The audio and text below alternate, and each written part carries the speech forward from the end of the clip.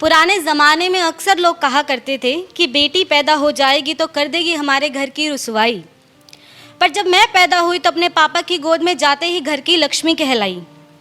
हर मोड़ पर चाहे वो घर हो या ऑफिस, वो बेटी ही गई आजमाई और उन सभी मुश्किलों को पार कर वो बेटी ही टॉप कर दिखाई। तो जनाब यूं ही नहीं एक बेटी पापा की परी कहलाई।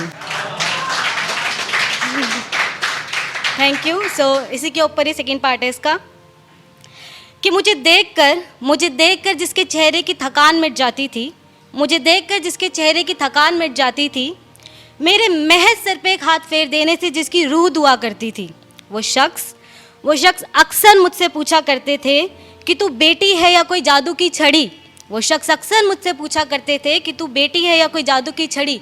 तो क्यों ना कहूँ हाँ हूँ मैं पापा की परी।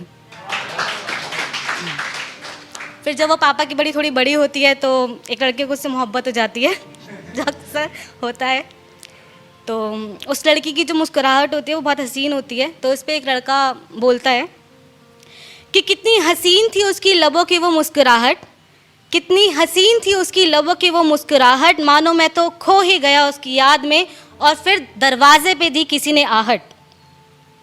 उसे बताऊं कैसे कि कितनी बेपाक है मेरे मन में उसके लिए चाहत।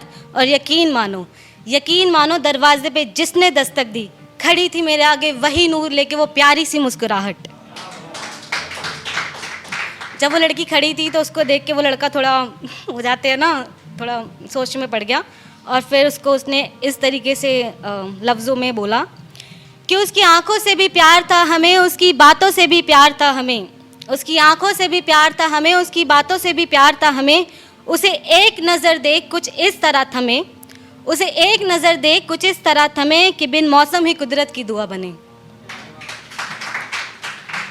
जब ये उस लड़की को पता चलता है तो वो भी बड़ी परेशान हो जाती है। उसकी उसको नहीं करना होता है सब कुछ। तो वो कहती है कि कैसे कहूँ कि कितनी बेचैन हूँ तेरे